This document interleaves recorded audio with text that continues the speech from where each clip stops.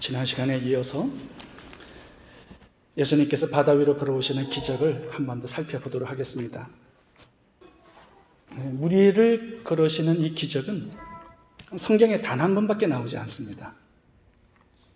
아마 역사상 유일무이한 그런 기적일 것입니다. 이 엄청난 기적이 이 밤 사경 새벽에 12제자들에게 경험되어졌습니다. 그런데 이 기적이 2000년 전에 12제자들만 경험한 그 기적으로 끝났다면 무슨 의미가 있을까요? 아무도 모르게 새벽 3시나 4시경에 일어났던 그 해프닝으로 그냥 끝났다면, 묻어져 버렸다면 무슨 의미가 있었을까요? 물 위를 걸어오시는 이 대단한 기적이. 이 제자들은 이 기적을 자기 자신들만의 체험으로 묻어두지 않았습니다. 엄청난 풍랑 가운데 갇혀 있었고 집채만한 파도가 그들을 덮이는 이 고난과 이 역경을 개인적인 차원으로 만들지 않았습니다. 이것을 사역의 차원으로, 하나님의 영광의 차원으로 바꿔놓았어요. 예수 그리스도의 신성을 증거하는 복음의 사역의 도구로 만들었고요. 수많은 영혼들을 구원하는 생명의 도구로 만들었습니다. 요한복음 6장의 이 사건을 기록함으로 2000년이 지난 오늘날 우리들도 예수 그리스도의 신성을 배우고 이 기적 사건을 통하여서 얼마나 많은 사람들이 예수님을 믿고 구원을 받았겠습니까? 오늘 본문에 저희들이 배워야 할 그 교훈 중에 하나는 내 자신의 고난과 불행도 내 개인 차원으로 만들지 말아야 한다는 것입니다. 이것을 하나님의 영광으로, 예수 그리스도를 증거하는 복음의 도구로, 많은 영혼들을 구원하는 생명의 축복으로 내 고난과 역경을 승화시킬 수 있어야 한다는 것입니다. 우리들이 만나는 여러 가지 다양한 고난과 역경들이, 시험과 환난들이 있습니다. 근데 이것이 나의 개인적인 차원으로 그냥 끝나버린다면, 묻어진다면 하나님의 입장에서는 엄청난 손해입니다. 이것이 오늘 본문의 제자들처럼 예수 그리스도의 신성과 살아계심을 증거하는 그러한 능력으로 바뀔 수 있어야 한다는 거죠. 오래전에 어느 집사님의 간증을 여러분들께 들려드렸습니다. 그분은 시어머니를 모시고 사는데 그분이 치매 환자입니다. 그리고 자식이 하나 태어났는데 이 자폐증 환자예요. 생활이 어렵기 때문에 이분은 아르바이트를 해서 가족들을 부양을 하고 있습니다. 너무 괴로워서 그분의 기도의 제목은 빨리 죽는 거였어요. 근데 어느 날 교회에서 전도 훈련 프로그램이 있어서 그 전도 훈련 프로그램에 들어간 것입니다. 6개월간 진행된 전도 훈련을 받으시고 이분이 그 전도 받은 사람들과 함께 전도를 나가기 시작했어요. 전도를 나가보니까 전도가 잘 안 되지 않습니까? 누가 그냥 예수님을 믿겠다고 하시는 분들이 안 계셔요. 그런데 이분은 이렇게 전도를 하면서 하나님께서 만나게 하신 사람들이 그 부모님이 치매 환자거나 자녀가 자폐증 환자인 그런 가정을 만나게 하셨다는 겁니다. 근데 그 가정들을 만나보니까 다른 사람들은 전도가 도저히 안 되는데 이 집사님만은 전도가 잘 되는 거예요. 왜요? 이 분야에서는 자기가 최고의 권위자예요. 선생님이에요. 오랫동안 치매 어머님을 모시고 살았고 오랫동안 자폐증 환자인 자녀를 돌보면서 살았어요. 그 가정들을 만나니까 대화가 끊어지지가 않는 거예요. 다음날 또 만나고 대화하고 상담해주고 어떻게 이 고난을 극복했는지도 얘기해주고 이러다 보니까 그 가정들을 전도하게 되는 겁니다. 그래서 그 교회에서 새로운 다락방 목장이 만들어졌어요. 그 목장에 이분이 순장, 목녀 역할을 하게 된 것입니다. 그러면서 참 멋있는 사역을, 인생을 살아가고 있는 여집사님이 계세요. 이 가정에 기적이 일어났습니다. 예전에는 도저히 내 힘으로 바꾸어지지 않는 불행을 자기 자신이 가지고 살았어요. 근데 어떻게 기적을 경험한 것입니까? 자기의 불행을 하나님의 영광으로, 복음의 도구로, 그리스도를 전파하는 사역의 수단으로 이것을 바꾸었더니 기적이 일어난 거예요. 삶의 의미와 보람과 가치가 생긴 거예요. 나의 불행을 하나님의 영광으로, 복음의 도구로 바꾸어 나가는 것, 이것이 기적이에요. 하나님께서는 그런 기적을 오늘도 우리들에게 선물해 주고 싶어 하시는 거죠. 저는 오늘 본문을 묵상하면서 제가 선교사 시절에 한 선교사님 부부가 생각이 났습니다. 이혜원, 김주식 선교사님 부부인데요. 그분들은 저와 같은 선교부 소속이었습니다. 그분들은 이제 우간다로 파송이 되었고 저는 탄자니아로 파송이 되었어요. 근데 그분들은 파송된 지 11개월 만에 차 사고가 났습니다. 차가 전복사고가 일어난 거예요. 12개월 만에 두 사람이 다 죽었습니다. 그래서 저희 선교사님들이 모여서 장례식을 준비했어요. 아무도 없기 때문에. 양가 부모님들이, 가족들이 한국에서 급하게 오셨어요. 참 가슴 아픈 장례식이었습니다. 11개월 만에 아무것도 해보지 못하고 그냥 순교하신 거예요. 장례식을 잘 마친 다음에 그 양가 부모님께서 나오셔서 장례식을 잘 준비해 주셔서 감사하다고 말씀하시면서 신앙적인 감사 고백을 하시더라고요. 내 자녀들이 예수님을 잘 믿고 주님을 잘 섬기다가 천국 가게 하신 것을 감사합니다. 또 아프리카에 하늘의 미랄이 되게 하심을 감사합니다. 감사를 신앙 고백으로 이렇게 드리시더라고요. 그리고 모든 게 끝났습니다. 그분들은 한국으로 돌아가셨어요. 그리고 저희 선교부의 선교 책자에 선교사 파송식이 있다는 광고가 붙었습니다. 보니까 이름이 이광훈 선교사, 그리고 고문자 선교사님, 이현정 선교사님 세 분이 아프리카로 파송식을 하시는 것이었습니다. 이광훈 선교사님은 순교하신 그 여자 선교사님의 아버님이 되십니다. 그리고 고문자 선교사님은 어머니가 되시고요. 이현정 자매님은 큰딸입니다. 그 장례식 하는 그날 이 자녀들이 못다 이룬 선교의 꿈을 우리 부부가 대신 이루겠다고 서원을 하셨습니다. 그리고 9개월 후에 저희 선교부에서 훈련 받으시고 아프리카로 파송이 되셨어요. 그때 나이가 아버지는 67세, 어머니는 64세였고요. 큰딸은 37세였습니다. 한국의 모든 것들을 정리하고 아프리카로 오셨어요. 그리고 기독교 NGO를 만드셨는데 미션 액트 432라는 선교단체를 만드셨고요. 긍휼 사역을 시작하셨습니다. 그러니까 노숙자들 밥을 지어주는 그 센터를 시작을 하셨어요. 지금까지 그 사역이 진행되고 있습니다. 이광훈 선교사님 가정은요, 자녀들의 불행을 사역의 차원으로 바꾸셨어요. 예수 그리스도를 증거하는 복음의 수단으로 바꾸셨습니다. 이런 기적들을 하나님께서는 오늘도 우리들에게 선물해 주고 싶어 하시는 거죠. 고난이 나의 개인적인 차원으로 끝나지 않게 하라는 것입니다. 내 고난과 역경을 하나님의 영광을 드러내고 예수님을 증거하고 이웃의 믿음을 세워주고 죽은 자들을 살려내는 영광의 도구가 되게 하시기를 바랍니다. 두 번째 주제를 함께 살펴보겠습니다. 우리 삶에 이렇게 기적이 일어나기 위해서는요, 우리가 해야 할 일이 있습니다. 그것은 끝까지 충성하는 것입니다. 마태복음 14장 22절을 보시면 오병이어의 기적이 일어난 다음에 예수님께서 제자들에게 갈릴리 호수 저편 가브나움으로 가라고 명령을 내리신 것을 볼 수가 있습니다. 제자들은 이 베세다에서 이제 배를 타고 가브나움 쪽으로 항해를 시작을 했습니다.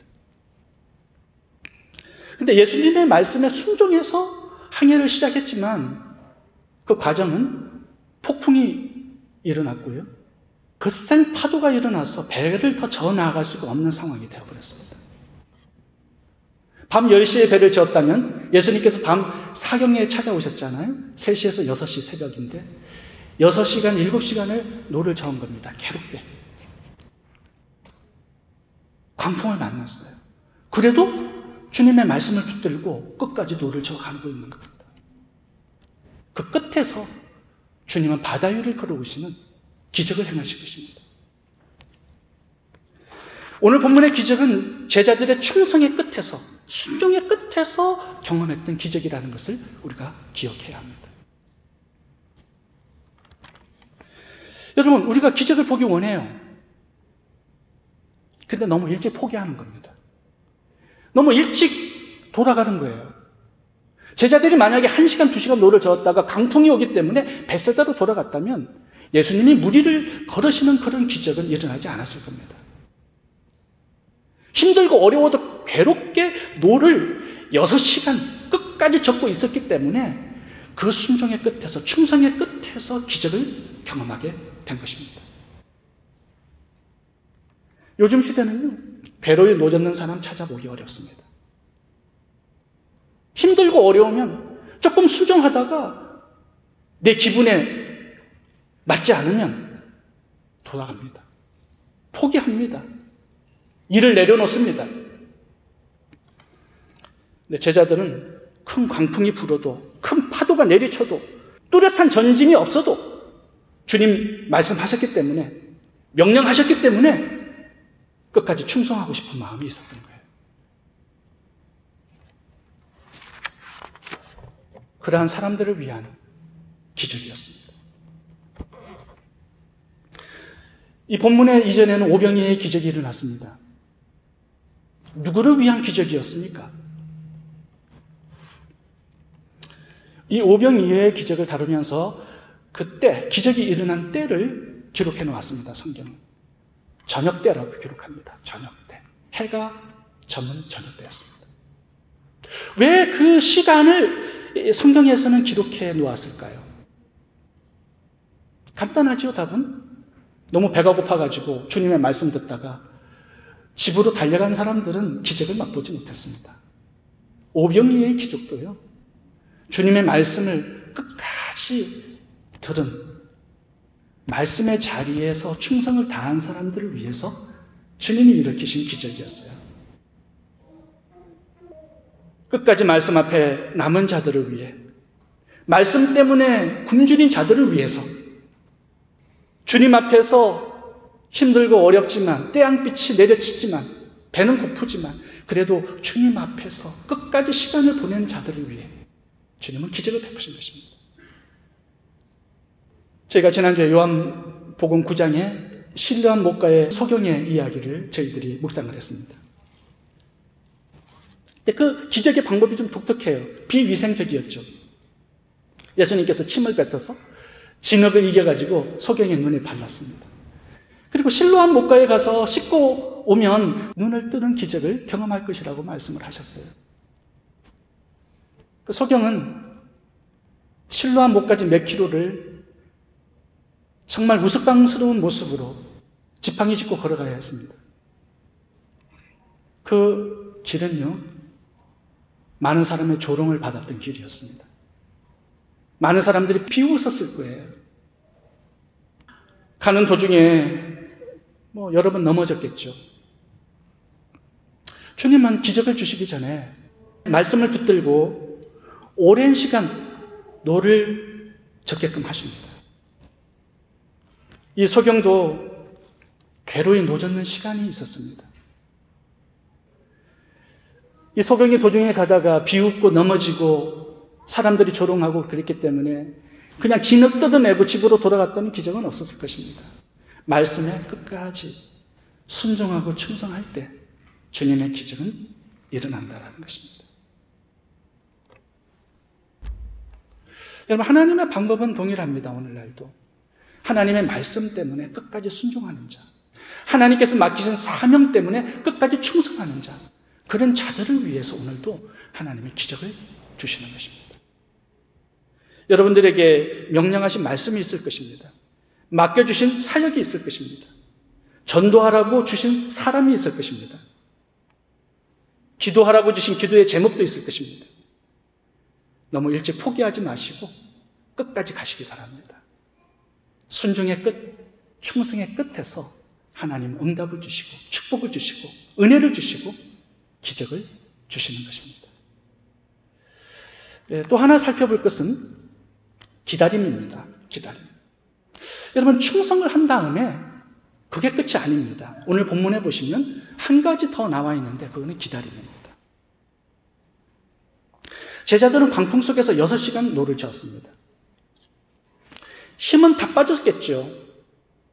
죽음의 위험 속에 갇혀 있는 것입니다. 광풍 때문에 배는 더 나가지 않습니다. 도저히 항해가 불가능한 상황이었습니다. 오늘 본문을 묵상하다 보면 질문이 한 가지 생길 수밖에 없습니다. 왜 돌아가지 않았을까? 왜? 여러분, 비바람이 치면, 풍랑이 일면 조짐이 있습니다. 그때 빨리 돌아가야 돼요. 그래야 안 죽습니다.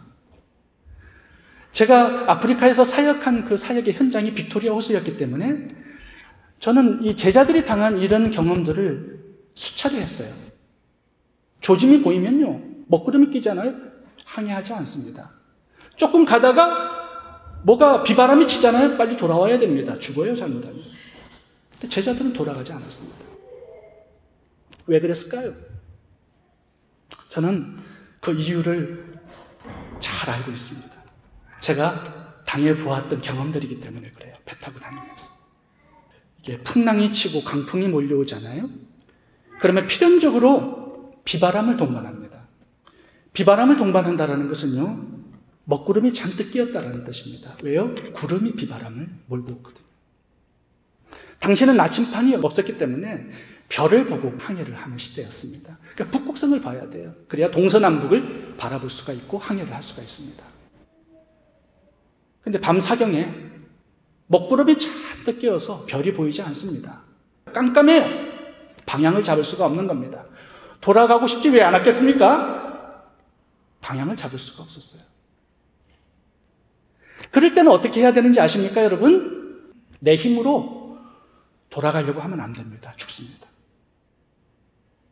파도가 이렇게 치잖아요. 그러면 배를 페얼레올로 배를 이렇게 두고요, 그 안에서 잡고서는 잠잠히 기다려야 됩니다. 그것이 사는 방법이에요. 그러면 파도를 따라서 배가 왔다 갔다 롤러코스터를 타면서 무척 재미있습니다. 여러분도 한번 해보세요. 집차만한 그런 파도 위에 파도에 딱 걸쳐 앉으면요, 시속 60km로 내려 달립니다. 그러다가 또 올라가고 내려가고 이렇게 5시간, 6시간 하다 보면 거의 죽음 직전입니다. 토해내고요, 난리 납니다. 그때는요, 가만히 기다려야 돼요. 그 방법밖에는 살아남는 방법이 없습니다. 내 방법 통하지 않습니다. 내 잔머리, 내 경험, 그때는 통하지 않습니다. 방향을 잡을 수 없기 때문에 아무리 노를 저어도 힘만 빠질 뿐입니다. 여러분, 우리 인생에 그런 때가 얼마나 많습니까? 내 힘으로 안 돼요. 고난과 역경을 헤쳐나가는 게. 방향을 잡으려고 해도요, 깜깜한 어두운 밤이고 별은 보이지 않고 달빛은 어두웁니다. 그런 인생의 밤을 걸어가고 항해하는 사람들이 있을 겁니다. 그때는요, 조용히 기다리는 거예요. 하나님을 바라면서. 주님께서 무리를 걸어오시면서 내 인생의 배에 찾아오시기를, 내 문제와 역경과 시험과 환난에 들어오시기를 잠잠히 기도하면서 기다리는 것밖에 구원의 방법이 없습니다.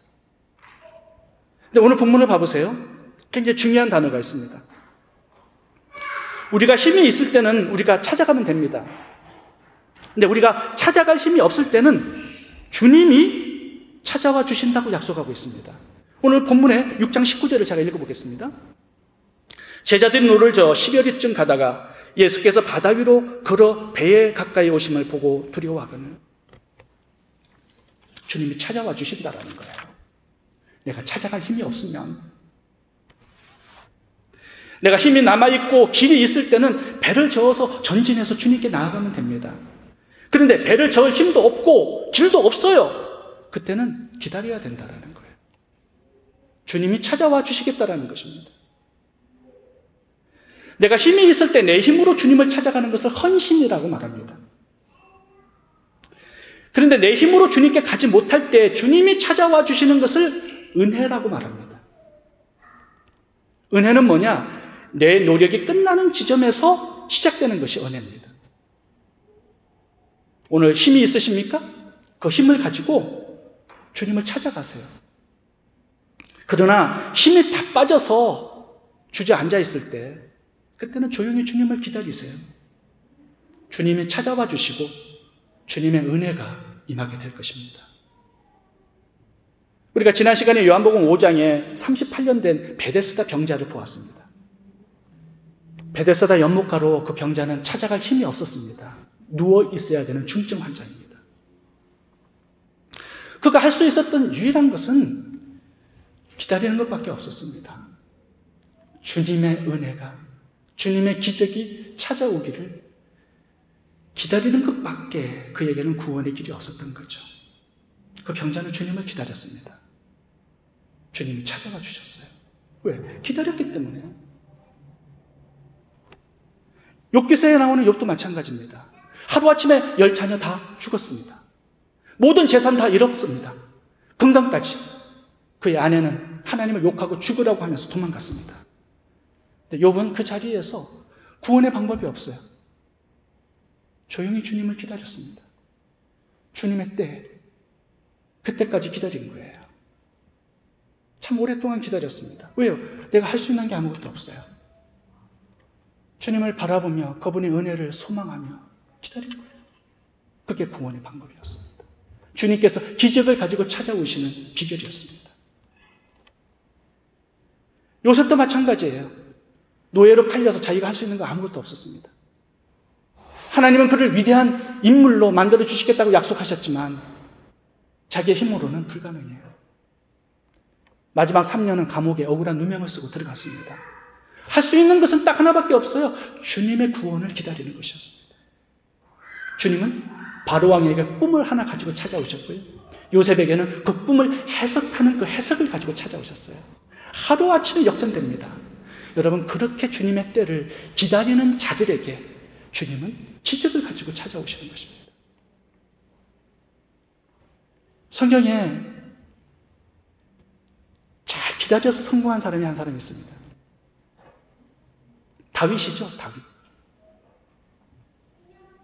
골리앗 때려 눕히고 사울 왕의 미움을 받아서 13년을 도망자로 살았습니다. 3,000명의 암살단이 그를 뒤쫓는데요. 다윗이 할 수 있는 것은 아무것도 없었습니다. 살아날 수 있는 구원의 길은 아무것도 없었습니다. 오늘 본문에 광풍을 만난 제자들처럼. 다윗은요, 시편 40편에 자기 암담한 현실을 기록해 놓았습니다. 13년의 도망자의 세월을 죽음의 수렁에 빠져있는 생활이었다라고 시편 40편에서 기록해 놨어요. 웅덩이에 내가 빠졌는데 그 웅덩이를 보니까 땅이 맨바닥이 아니에요. 늪이에요. 수렁이에요. 계속 늪에 빠져들어가는. 그래서 원수가 다가와서 목만 자르면 죽는 그런 죽음의 위기 속에서, 웅덩이 속에서 살았던 10년에 넘는 세월이었습니다. 근데 다윗의 시편 40편에서 어떻게 살아나와서 왕이 되었는가를 그 비결을 설명하고 있습니다. 여러분, 시편 40편을 우리 한번 같이 보고 마치도록 하겠습니다. 시편 40편 좀 띄워주시겠습니까? 제가 읽어보겠습니다. 내가 여호와를 기다리고 기다렸더니 귀를 기울이사 나의 부르짖음을 들으셨도다. 나를 기가 막힐 웅덩이와 수렁에서 끌어올리시고 내 발을 반석 위에 두사 내 걸음을 견고하게 하셨도다. 새 노래 곧 우리 하나님께 올릴 찬송을 내 입에 두셨으니 많은 사람이 보고 두려워하여 여호와를 의지하리로다. 주를 찾는 자는 다 주 안에서 즐거워하고 기뻐하게 하시며 주의 구원을 사랑하는 자는 항상 말하기를 여호와는 위대하시다 하게 하소서. 나는 가난하고 궁핍하오나 주께서는 나를 생각하시오니 주는 나의 도움이시요 나를 건지시는 이시라. 나의 하나님이여 지체하지 마소서. 죽음의 웅덩이에서 살아나올 수 있는 방법이 있다 말씀하죠. 하나님을 기다리는 거예요. 그러면 그분의 때에 찾아오시겠다라고 말씀하고 있는 것이죠. 근데 기다리는데 잘 기다려야 됩니다. 기도하면서 기다려야 돼요. 다윗은 기도하면서 기다렸습니다. 나를 도와달라고, 이 수렁에서 끄집어내어 달라고. 하나님, 내 상황이 죽게 생겼어요. 하늘은 길은 없어요. 어두컴컴하고요. 방향이 보이지 않아요. 하나님, 당신은 나의 반석이요 나의 요새입니다. 나를 구원해 주세요. 살아날 힘이 없어요. 갈 곳도 없고요. 내 힘으로는 도저히 이 상황을 벗어나고 이길 수 있는 방법이 없어요. 하나님, 살려주세요. 도와주세요. 그렇게 기도하면서 하나님의 은혜를 사모하면서 기다리다 보면 주님께서 바다 위를 걸어오시는 그 발자국 소리가 들리는 날이 있을 겁니다. 근데 중요한 것은요, 여러분, 욥의 아내처럼 도망 다니지 말아야 합니다. 하나님을 원망하거나 덩지고 세상으로 나아가는 사람들이 있어요. 이런 사람들은요, 절대로 구원받을 수 없습니다. 주님께서 지금 바다 위를 걸어서 싼나문으로 오셨어요. 벌써 싼니엔도로 도망가 버렸어요. 못 만나는 거예요. 주님이 싼니엔도로 가니까 이제는 오클랜드로 김 사장한테 돈 빌리러 갔어요. 못 만나는 거예요. 주님과 숨바꼭질하는 그런 사람들이 되지 마시기 바랍니다. 하나님께서 말씀하신 그 자리에서, 그 사명 속에서, 그 기도 속에서, 그 사람과 함께 기다리다 보면 주님께서 무리를 걸으시는 그런 기적을 볼 때가 있고요. 내 배에 들어오셔서 바다를 잠잠케 하시는 그날이 반드시 찾아옵니다. 오늘 마지막 본문을 6장 21절 읽고 마치겠습니다. 요한복음 6장 21절입니다. 이에 기뻐서 배로 영접하니 배는 곧 그들이 가려던 땅에 이르렀더라. 예수님께서 들어오셔서 바다를 다 잠잠케 하시고 당신의 하나님 되심을 알려주시고 우리가 소망하는 그 항구로 인도하시는 날이 있다라고 말씀하시는 거죠. 여러분, 기다리다가 길이 보이지 않아도 돼요. 왜요? 예수님이 길이시기 때문에. 어두워도 괜찮아요. 별이 보이지 않아도 괜찮아요. 주님이 빛이시기 때문에. 문이 없어도 괜찮아요. 주님이 문이시기 때문에. 풍랑이 일면 어때요? 풍랑 때문에 기적을 경험하지 않습니까? 중요한 것은 도망가지 말아야 한다는 것입니다. 사람도 찾아다니지 마셔야 됩니다.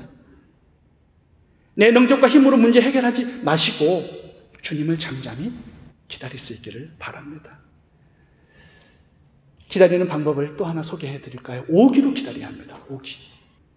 기도하고 첫 번째, 기대하고 두 번째, 기쁨으로 세 번째, 기적을 사모하고 네 번째.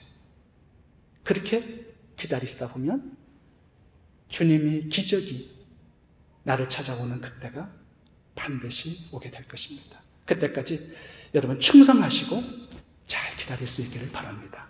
기도하겠습니다.